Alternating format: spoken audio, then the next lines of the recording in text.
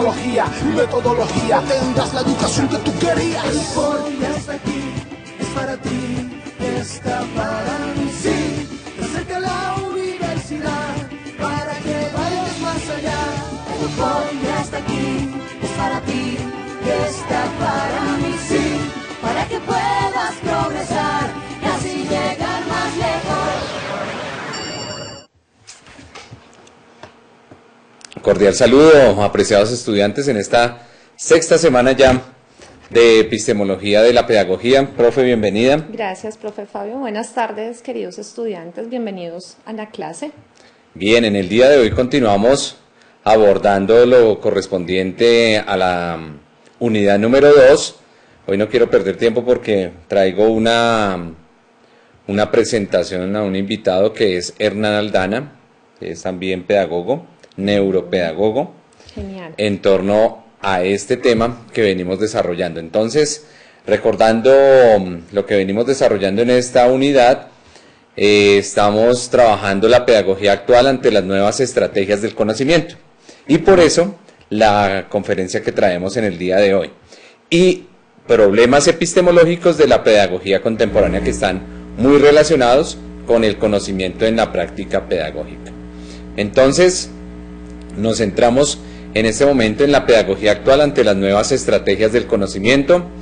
Este elemento pues es fundamental para el trabajo que vamos a desarrollar allí.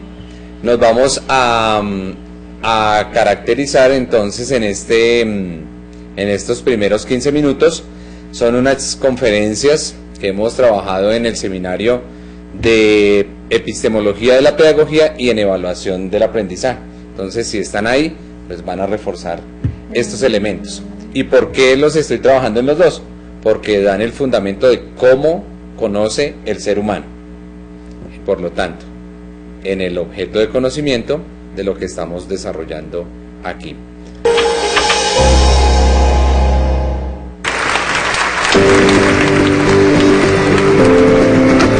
Qué tarado. Perdón. Buenas tardes. Gracias por estar conmigo en este momento tan único en la vida, ¿no? Los nervios de afuera, hermoso y doloroso, pero no importa. Hermoso igual. Gracias, gracias Costa Rica, gracias. Gracias, en serio. Hermoso, único. Vamos a comenzar y la primera cosa es, una imagen vale más que 1000 palabras, porque cada vez es más difícil enseñar en el aula. Y no solo enseñar, también es tan muy difícil aprender. Que los chicos aprendan y que nosotros, encima ganamos poco. Todo difícil. Y la pregunta es que ya no sabemos qué hacer para llamar la atención de nuestros alumnos. Perdón por el engaño. Perdón. Ya no sabemos qué hacer para llamar la atención de nuestros alumnos. Perdón. Pero igual, pero no importa. El concepto es difícil, no hace falta caerse, disfrazarse de payaso.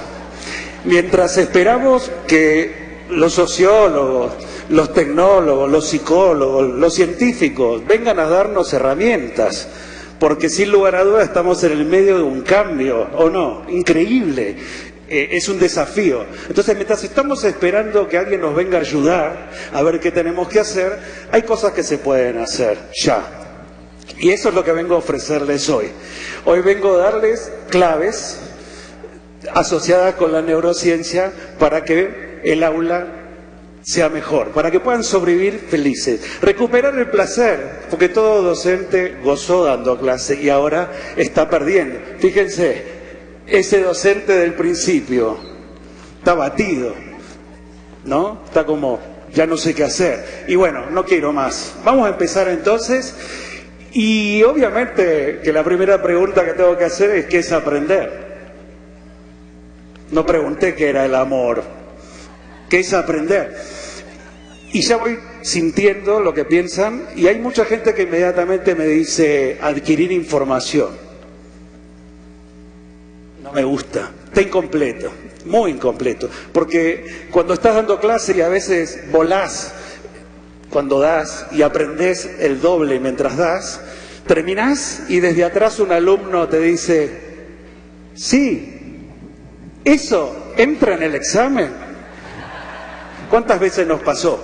Porque sin lugar a dudas, aprender tiene una importancia enorme cuando sé en qué lo voy a usar. Y sobre todo el cerebro necesita que sea pronto. Cuando uno le dice a un niño, cuando seas grande, está muy lejos eso.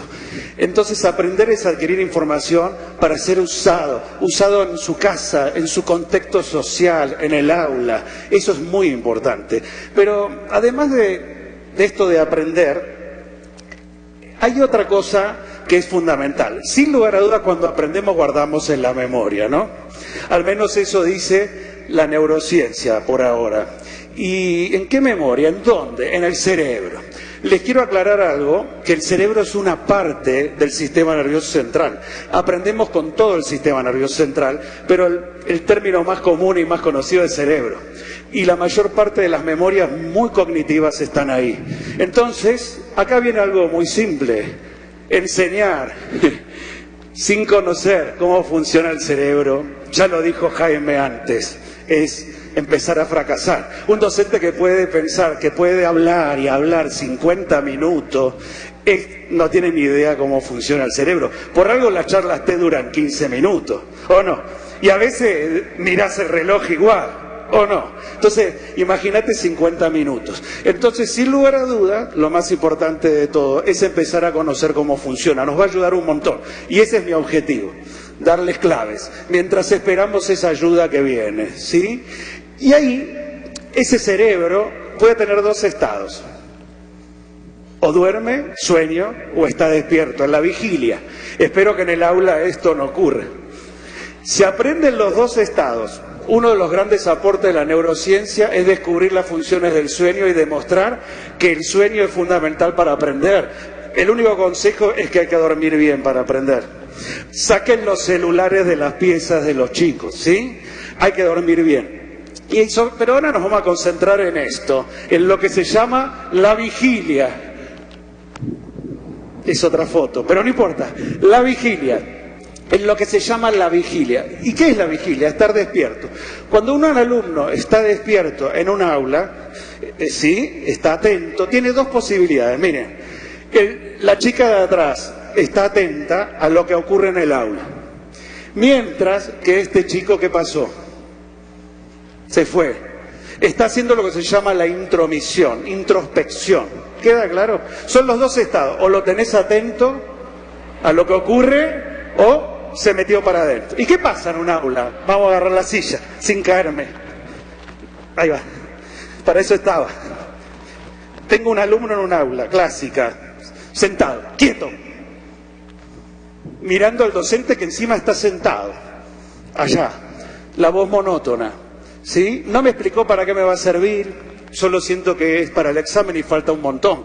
Conozco el aula, conozco a mis compañeros, el olor, las paredes, los colores. Entonces, lo primero que hago cuando me aburro es molestar a los compañeros, mirar el celular, que siempre es una fuente hermosa de información y cosas que me gustan, y si no, mi cerebro, sin pedirme permiso, se va. Y se puede ir a pensar planes futuros muy creativos, o a una nube etérea, dudosa, ¿sí? Entonces, bueno, ¿cuáles son las claves que quiero darles? Ahí vamos. Son todas claves para recuperar la atención. Y otra vez el 2. Hay dos formas de recuperar la atención. Vamos a sacar los textos para que no los atrapen todavía. Hay una forma que es inconsciente, re fácil. Llamar la atención en forma inconsciente, sin un esfuerzo mental. Y hay otra que es más difícil, que es la consciente. Vamos a la inconsciente, que es la más fácil de hacer en un aula. En primer lugar, todo docente debe cambiar el tono de voz.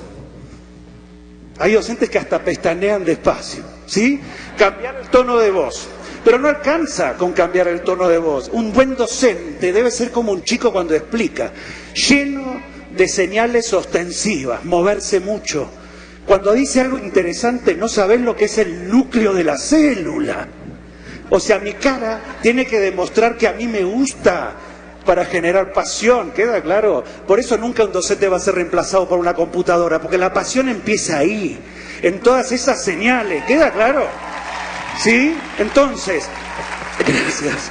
Entonces, la idea es muy simple, cambiar tonos de voz, demostrar en la cara que lo que das te gusta, si no, ¿cómo lo vendes? Como un chico, ¿viste cómo habla un chico cuando te cuenta algo que se mueve? ¿Sí? ¿Sí? Cambiar los tonos, la mirada, los tonos de la boca, ¿sí? Moverse todo el tiempo. Cuando me muevo atrapo la mirada. Y cuando atrapo la mirada, cerca del cerebro, donde regula el movimiento de los ojos, hay un centro de atención. Por eso cuando me muevo atrapo la mirada. Si me quedo quieto, la mirada hace... ¿Quedó claro? Moverse. Y además, a nadie le gusta que alguien se acerque si no lo conoce bien. Todo docente debe acercarse al alumno. Pasar cerca, eso, moverse y ir hacia el fondo del aula. Y obviamente, ahí va, les dejo para que lean, ¿sí? Dejarlos moverse, que se amaquen, que levanten la mano, que hagan cosas, rompen viromes, ¿sí? Vamos ahora a la segunda forma de captar la atención. ¿Cuál es? Muy simple, generando curiosidad. Es la más difícil de todas. ¿Sí? Cuando das pasión, generas curiosidad. Sin embargo, lo que más usamos conscientemente es el temor. Lo que voy a dar ahora entra en el examen. Es la más usada. Pero para terminar, hay una muy simple que se llama, ¿sí?, aprendizaje activo. Ya oyeron hablar de esto. Es viejo, pero ahora la ciencia empieza a darle demostración de que es sumamente útil. Por ejemplo, aprendizaje basado en problemas, o no, el ABL, las clases al revés, el aprendizaje colaborativo, ¿sí? La gamificación, ludificación que contaba Jaime antes, todo eso se llama aprendizaje activo. Y no solo aumenta la cantidad de alumnos que aprueban, sino lo más fuerte de todo, el alumno le gusta estar en el aula. Y si al alumno le gusta, al docente también. Esa es la maravilla. ¿Y por qué tiene tanto éxito? Ahí va, miren. En primer lugar, ¿por qué tiene tanto? Porque tiene íntima relación en la función normal del cerebro. El cerebro está organizado funcionalmente en 3. Millones de neuronas captan estímulos del ambiente. Estímulos que vienen de afuera y estímulos que vienen de adentro del cuerpo. Por ejemplo, ¿qué estímulos son? La voz del docente, la voz de mi compañero, el olor, la temperatura del aula. ¿Queda claro? ¿Sí? Lo que estoy mirando, esos son estímulos que vienen de afuera. Y de adentro, tengo ganas de ir al baño, tengo hambre, me duelen los ovarios, me aprietan los zapatos, qué silla incómoda. Todos esos estímulos van llegando al cerebro. ¿Y qué hace el cerebro? Como contó Jaime, procesa. La mayor parte de mi cerebro se dedica al proceso cerebral, a procesar esa información. Casi todas las neuronas de mi cerebro se dedican al procesamiento. ¿Y qué hay en el procesamiento? Eso que miro, me gusta, no me gusta, lo entiendo, no lo entiendo, me interesa, no me interesa, lo comparo con mis memorias. ¿Se entiende lo que es procesamiento? ¿Sí? Y por último, ¿qué viene? Ahí va. La respuesta corporal, motora. Si me gusta, empiezo a hacer así, taquicardia. Qué lindo eso. Levanto la mano, tomo nota. Acompaño lo que... ¿Se entiende entonces? Para que la atención sea plena tienen que estar los 3. Y lo más lindo de todo es que cuando es muy intenso, mucho estímulo, más proceso. Y si más proceso, más participo. Pero lo más interesante de todo, se refuerzan para los dos lados. Cuanto más participo, más proceso, más quiero. Y se los voy a demostrar. Miren. Estamos en un aula. Buen día, alumnos. A continuación, tienen que estudiar de memoria estas listas de letras. Pregunta de parcial de la semana que viene, ¿eh? Los repitentes de ahí atrás también, ¿eh? Ahí va. Vamos. Silencio. No me repetan. A estudiar de memoria estas letras. Un embole, un aburrimiento. Sin ninguna motivación, ¿o no? Miren, si ahora les digo, alumnos queridos, esas son las iniciales de la canción, de cada palabra de la canción Duérmete niño. Duérmete niño, duérmete ya. ¿Ah? ¿Qué pasa? ¿No quieren las letras? ¿No quieren seguir leyéndolas? ¿Por qué entendieron el por qué? Empezaron a cantarlas su cerebro, a mover los labios. Abrieron memorias emocionales. ¿Quedó claro? Pues gracias. Se las pongo, ¿está bien? ¿Está bien? ¿Está bien? ¿Sí? Abrieron memorias emocionales. Cuando el cerebro entiende, procesa, responde, ¿qué quiere? Dame más. Se las saco porque están leyendo. Basta. Siempre hay uno que dice, falta una letra. Lo importante es haber demostrado que cuando el alumno sabe, entiende, participa, quiere más. ¿Se entiende el concepto? Entonces, para terminar, una última pregunta. Y tengo dentro de los pantalones, pero me dijeron que era mucho. Una última pregunta para hacerles. ¿Quieren sobrevivir con placer en el aula? Porque por eso hicieron, ¿sí? ¿Quieren aprender de sus alumnos? ¿Quieren aprender ustedes? ¿Sí o no? Esa cosa que es, uy, enseñar es único y además somos tan útiles. Todos, presidente, todos pasan por un maestro. ¿Se entiende el poder que tienen para cada alumno? Por eso es un momento único. Es cierto, es difícil, es complicado. Pero la pregunta es simple. ¿Quieren sobrevivir con placer? Bueno, ahí viene el cómo. Un buen docente, estos son todos docentes del mundo que me enviaron sus fotos, un buen docente debe enseñar con la boca cerrada, ¿sí? En lo posible, escuchándolos a ellos, basta de monólogos, un buen docente, y el aula tiene que estar llena de alumnos felices. Gracias.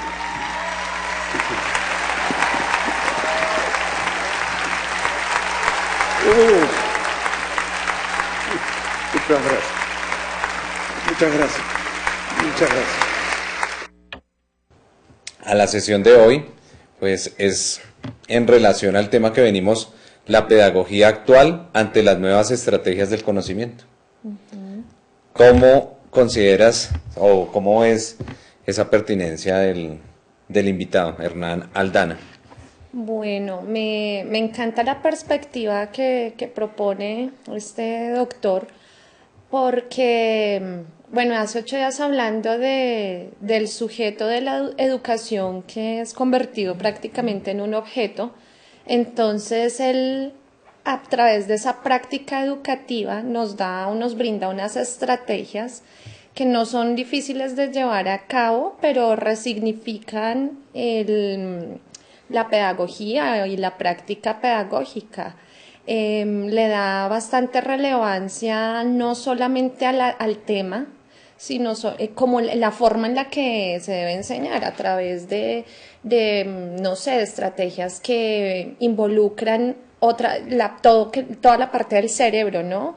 Lo que es la expresión verbal, lo no verbal, lo cognitivo. De pronto retoma otras perspectivas que, por ejemplo, lo que él decía, ¿no? Del aprendizaje activo, que es una teoría que ya es un poco de años atrás, pero que los científicos la están retomando. Entonces, lo veo bastante pertinente para resignificar el problema de la educación contemporánea. Y se conecta con lo que mencionábamos hace 8 días con el video del BBVA, del país de España, que era lo que me enseñaron los niños. ¿Recuerdan? Sí. Entonces, esos dos elementos, por eso los venimos desarrollando como invitados a nuestra sesión de clases, para ver ese introductorio a lo que son las nuevas estrategias del conocimiento. Ya no nos podemos pensar allá en las regiones y acá también a nivel de ciudades principales o secundarias de Colombia, que la educación viene siendo lo mismo, porque es uno de los elementos que hemos cuestionado acá, ¿no? De esa cotidianidad que se viene dando a nivel del objeto pedagógico. Entonces, hemos dicho también que debemos nosotros como profesionales de la educación acoger y apropiar ese objeto de conocimiento para darle una resignificación y una apropiación del deber ser. Entonces, ya invitándolos para que en esta segunda unidad estén realizando la visualización del video Un crimen llamado educación, y aquí para ir midiendo quiénes ya están elaborando eso. Ya vamos en esta segunda semana de la unidad número 2 y es con base en el documental Un crimen llamado educación, en qué otros escenarios o espacios diferentes a la escuela tradicional podría desarrollarse en los procesos de aprendizaje. O sea, que nos pensemos, así como nos pensamos en el video otras estrategias que decimos que llevamos ya más de 300 años hablando sobre los mismos espacios arquitectónicos, la misma disposición de los estudiantes en filas, etcétera. ¿Qué otros espacios podríamos generar esos procesos de aprendizaje? Si la escuela, como nos lo está mencionando el audiovisual, está en una profunda crisis, pero una profunda crisis que viene desde los mismos parámetros o fines que se le asignan a lo educativo, ¿qué otros espacios consideras que podríamos generar? Bueno, ahí es muy importante que haya o sea, que se dé un espacio interno también como un espacio externo. A veces las escuelas no lo tienen, pero el hecho de que, no sé, el estudiante salga a ver en una matera las partes de la flor en vez de que la profesora se lo dibuje en el tablero, por ejemplo, hace que su aprendizaje sea significativo. A falta de espacio exterior también es relacionar al estudiante con el contexto, el entorno, el diálogo. Si aprendemos ciencias, por ejemplo, el sistema respiratorio, entonces es como hacer consciente al estudiante de cómo respiro, cómo funciona el corazón, toques, o sea, es esa percepción también de el no quedarnos en el objeto lejano por allá. Si hablamos del corazón y si el corazón tiene tantos ventrículos, no, o sea, tócate el corazón, tenemos tantos latidos por minuto, hacer el ejercicio, ¿cierto? Es como contextualizar al estudiante con otro tipo de ambientes que no necesariamente tienen que ser por fuera del aula, sino que crear un ambiente productivo la dentro del pregunta área. es, ¿te has imaginado la educación en otro espacio que no sea la escuela? Sí, pues de forma tal vez muy utópica, pero pues sí, uno Se reían de Julio Verne.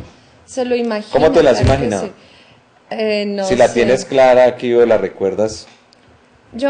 Pues digamos que digamos esa visión diferente a la escuela tradicional es, no sé, yo me la imagino como en el estudiante apropiándose como de ese conocimiento, ¿no? De un diálogo no tan, como te dijera yo, como tan lineal entre el maestro y el estudiante, sino que sea algo más, no tan conductista, no tan tradicional, no tan ese profesor tan arriba y el estudiante tan abajo, sino algo como muy equitativo en el que uno se pueda sentar, por ejemplo, bueno, en la universidad digamos que esos espacios ya se van generando, pero sí se nota mucho, por ejemplo, en la educación básica, en la secundaria, el profesor es lo más y el estudiante siempre está abajo, entonces yo me lo imagino como algo como muy equiparado, muy lineal, ¿no? En donde realmente uno sea consciente del proceso. ¿Has pensado del algún otro. espacio físico diferente? Sí, tal vez algo relacionado como con la naturaleza, con el arte, con la literatura. Una clase, por ejemplo, en la biblioteca. Entonces uno lleva a los niños, me ha pasado, uno lleva a los niños a la biblioteca o a otro tipo de espacios. Por ejemplo, una vez yo fui profe en bachillerato y teníamos una salida con los chicos a las minas de sal de Zipaquirá. Y pues eso fue un desastre porque ellos no eran conscientes de que estaban en un espacio cultural, entonces veían a los extranjeros y se burlaban de los extranjeros porque usaban bermudas, ¿cierto? Los chiflaban, gritaban y uno como que niños, o sea, entonces eso no es el problema ni siquiera del profesor, ya es algo estructural de la misma cultura. Tanto que la guía dijo, ustedes están vetados acá en la vida, quiero volverlos a ver, porque de hecho yo estaba embarazada de mi hija y aprovecharon la oscuridad de la mina y me pegaron un calvazo. Entonces era una cosa terrible y uno se siente como frustrado porque... Pero mira que eso muestra la crisis del sistema educativo. Exactamente, es algo ya estructural y por de eso la cultura. la pertinencia de la pregunta, si estamos en esa situación que nos vemos ahí en la diapositiva, es que otros espacios, y es la invitación para que allá en cada uno de los lugares de Colombia escribamos cómo nos imaginamos esa educación. Por ejemplo, yo me la imagino ya sin aulas, sin salones, y que no sea obligada ni estandarizada, sino hoy nos vamos a encontrar en X o Y lugar. Uf, sería genial. Y vamos a hacer la clase desde cada uno de los aspectos que tenemos aquí. Desde ese orden de ideas, por ejemplo, cómo se trabaja entonces en el jardín botánico, una clase, que sea el proyecto de ese periodo. Claro. Luego, así sucesivamente, como tú decías, vamos a trabajar historia de Colombia por los museos. Y ahí que se integren todas las áreas Claro, por al ejemplo, respecto. para inglés una vez les hice un proyecto en otro colegio que se llamaba Living in Bogotá. Entonces a cada uno le chévere. daba un espacio, ellos tenían que irlo a visitar, ¿sí? Museo de Oro, el Jardín Botánico, la Biblioteca Julio Mario Santo Domingo. Y entonces era utilizar todas esas estructuras gramaticales que se les había dado, pero en contexto. Entonces explica el lugar que tú visitaste en un video utilizando las preposiciones del lugar, los adverbios, todo lo que habían visto en inglés. Y pues también con eso vamos rompiendo ese esquema tradicional y esa linealidad existente dentro del aula. Bien, entonces, entrando ya en la segunda parte, esas estrategias pedagógicas en la pedagogía actual hacen relación a la postura del educador para facilitar la formación en el aprendizaje.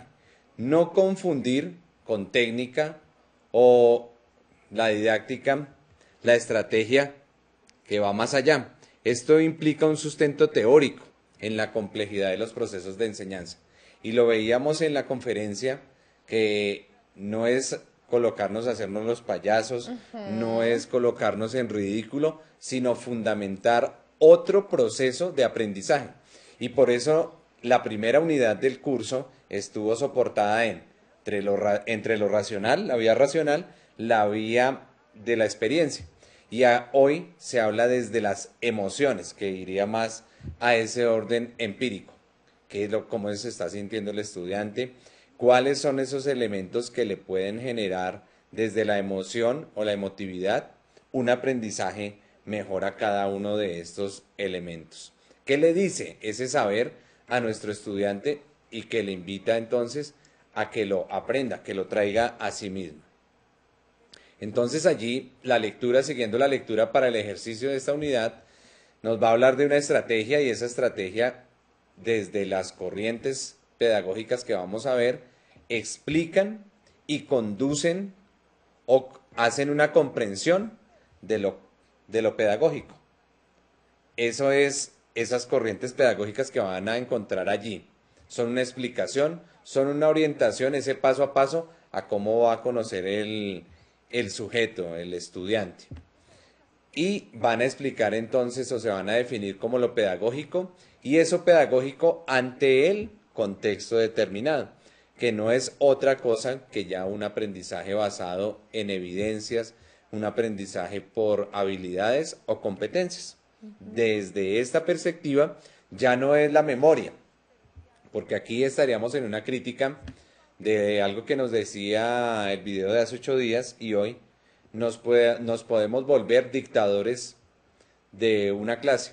Quiero escuchar un adoctrinamiento y si no me dice eso, pues no pasó. No es. Y aquí es un conocimiento que le permita contextualizarse, ubicarse y que sea respuesta a cualquier elemento en el cual nos da. Esto lo menciona Corredor en el documento que estamos trabajando como guía para esta segunda unidad.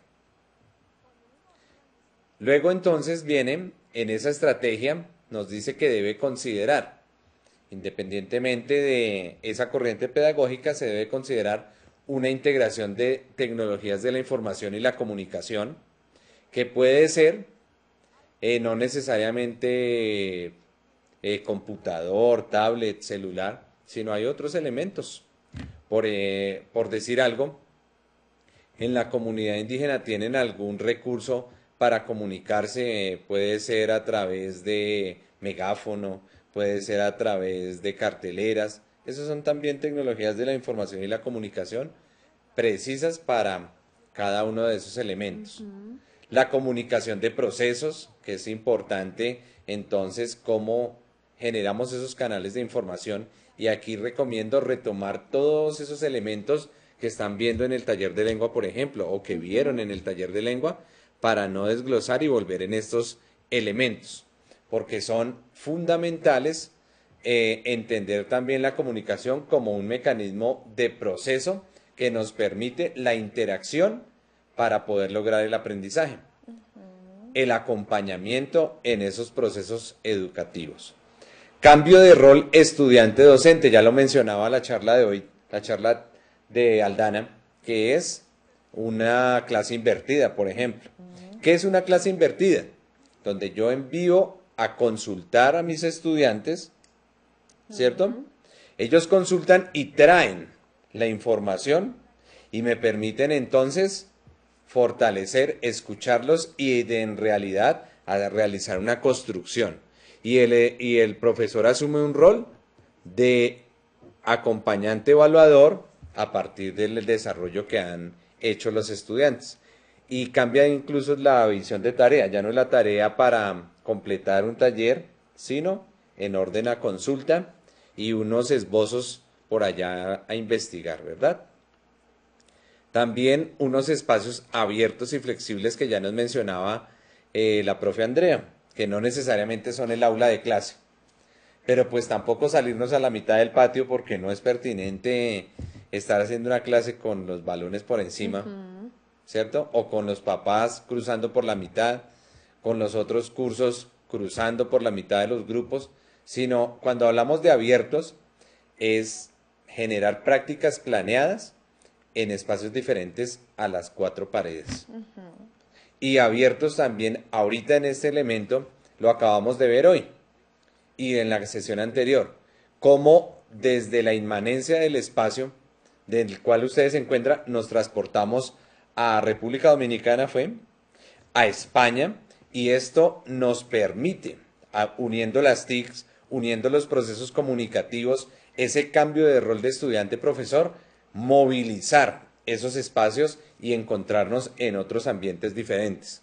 Para mí sería muy desgastante y frustrante hablarles los 40 minutos, Claro. porque iría en contra de este elemento. Sí, claro. Por eso, estos elementos nos permiten movilizar cada uno de estos aspectos. Y las preguntas que ustedes envíen, pues son claves para enriquecer este espacio, ¿verdad? ¿Qué otros elementos conocemos? Y aquí es donde vuelvo a la pregunta. ¿Qué escenarios podríamos vincular a partir de este aprendizaje? Para unos les queda más fácil, a los resguardos indígenas, comunidades afro, por la autonomía de su población, podrían hacer una minga, podrían hacer un recorrido en el campo. La educación formal colombiana pues ha limitado muchos elementos, ¿cierto? Y ustedes son los futuros pedagogos del país que tienen que movilizar estos elementos. De pronto decir en algún momento, cierren, hagan centros comerciales en esos espacios, otras funciones, porque los niños tienen que aprender más en contextos reales, porque a veces enseñamos una cantidad de saberes, pero salen a la vida cotidiana y no tienen las habilidades ni competencias para enfrentar estos elementos que se presentan allí. Aquí quiero hacer un paréntesis para ingresar y seguramente allá aparece un documento de McLuhan, no sé si lo has escuchado a McLuhan, que es de las tecnologías aplicadas al conocimiento en un libro que es donde plantea la idea de tétrade y el intervalo resonante. Y él nos va a decir desde una teoría que ya está superada, que es del cerebro, y aquí es clave por el tema que estamos trabajando en epistemología. Dice que hay un espacio visual y un espacio acústico. ¿De qué va a hablar el espacio visual? Es el conjunto mental de la civilización occidental. Este espacio prioriza los razonamientos de orden lógico. Y nos dice, surge, esto es en el 70 y pico, pero este señor yo creo que fue un avanzado de lo que fue la teoría de la comunicación, donde va a decir en Aldea Global, que es el documento donde se encuentra este dato, un conjunto mental que enfatiza en pensamiento de orden cualitativo, por lo tanto evita rotular y dar prioridades. Y va a decir, el espacio acústico se va a formar en forma de tétrade, que es la unión y la intervención de los dos elementos. Y va a decir un intervalo resonante que tiene los dos aspectos. Y allí, en esta teoría, es donde se va a fundar las nuevas tecnologías de la información. Los celulares, las tablets, este nivel de comunicación que ya no es solamente visual, sino que es audio, visual y tiene todos los ciclos. Y ustedes son privilegiados en este orden de conocimiento. ¿Qué efectos globales trae esto? Nos va a decir McLuhan. En el capítulo 7 dice un robotismo global, que son las satisfacciones, diversidad, interconectividad, simultaneidad, que es lo que estamos viendo ahorita. Bienvenidos al futuro de McLuhan. Ajustes a los ritmos humanos, y por eso los ajustes en fechas y todos estos elementos, a pesar de ser algo virtual. Una corporación afiliada, donde estamos vinculados en este momento en diferentes aspectos, y una visión holística, que ya lo trabajábamos en la sesión anterior, donde estamos vinculados en un todo articulado. Y ya no son separaciones, como a veces pensábamos que el colegio X está aquí, el colegio Y está por allá en otro lado y no tiene ninguna conexión. Estamos en una migración tecnológica y científica. Pasamos entonces ya, estamos en un choque tecnológico y por eso guarde el celular, apague esto, por favor colóqueme atención, y ya los muchachos ya no están en una era, nos lo va a decir McLuhan, de quietud, ¿cierto? Donde hay un discurso frente a la realidad, una postura frente a estos elementos, una eliminación de gobernanza. Por eso el estudiante ya no le copia solamente al profesor, ya se revela frente a esa autoridad. Tiene unas dinámicas diferentes psicológicas porque ha sido formado en una era tecnológica. No que sea nativo, sino que su atención, y si fueron padres de familia que le dieron el celular desde pequeño, pues va a tener atención a 20 segundos. Y nosotros llevamos ya aquí, lo más que podemos es 15, según la charla STED, nosotros 40. Pero usted, írsele todo el día de clase, perdió. Claro. Porque esos niños se le van a desordenar cada 20 minutos. Y más ustedes, allá tenemos estudiantes de primera infancia. Todo este recorrido de McLuhan, ¿para qué? Para los problemas epistemológicos de la pedagogía contemporánea, y aquí vamos llegando ya al cierre. Todo este referente de McLuhan es el abrebocas para lo que vendrá en la siguiente sesión. Ustedes que están en estos primeros semestres, cuarto máximo, pues tendrán que decir en qué me estoy metiendo. Mi objeto de conocimiento está pasando por un choque de una sociedad totalmente tecnológica, visual, audiovisual, y nosotros venimos con un discurso que es netamente acústico. El texto escrito, y con el respeto tuyo, que tú eres de una formación literaria, pero ya llegarles al estudiante solamente con textos narrativos, escritos, ya estamos en otras formas de comunicación. Y si nosotros no nos adelantamos a eso, pues vamos a tener ese choque entre esas dos percepciones que McLuhan nos decía. Mis apresados estudiantes, tiempo del día de hoy, felicidades y que ojalá, si quedaron inquietudes, puedan volver en esta teleclase. Una